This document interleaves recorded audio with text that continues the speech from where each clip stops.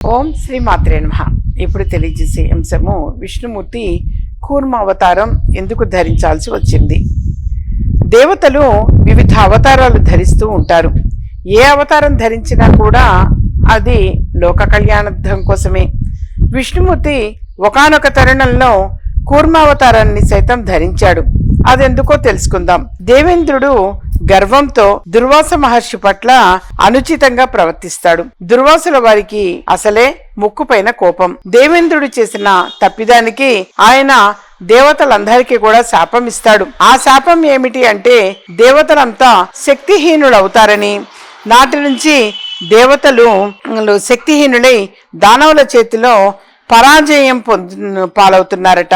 దీంతో విష్ణుమూర్తి వద్దకు వెళ్లి దేవతలంతా తమ బాధను వెళ్ళగట్టారట. అప్పుడు శ్రీ మహావిష్ణువు ఔషధ నిలయమైన క్షీరసాగరాన్ని మదించి అమృతాన్ని సాధించమని చెప్పాడట.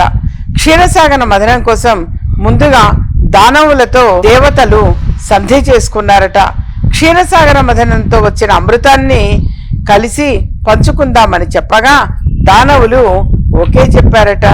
దీంతో మందర పర్వతాన్ని కవ్వంగా చేసుకొని వాసుకిని తాడుగా చేసుకొని క్షీరసాగర మదనాన్ని దేవతలు దానవులు మొదలు పెడతారు. కానీ మందర పర్వతం బరువుకి సముద్రంలో మునిగిపోవడం ఆరంభించింది. పర్వతం పూర్తిగా మునిగిపోతే అమృతం సాధించటం దుర్లభమని గ్రహించిన దేవతలు మళ్ళీ విష్ణుమూర్తి వద్దకు వెళ్లి విషయాన్ని తెలిపారట. అప్పుడు విష్ణుమూర్తి కూర్మావతారం ఎత్తి మందర పర్వతం మునిగిపోకుండా తన వీపుపై మోస్తాడు. తద్వారా దేవదానవులు అమృతాన్ని సాధిస్తారు. ఈ విధంగా అన్నమాట విష్ణుమూర్తి కూర్మావతారము ఎందుకు ధరించాల్సి వచ్చింది అనంటే వివరణ.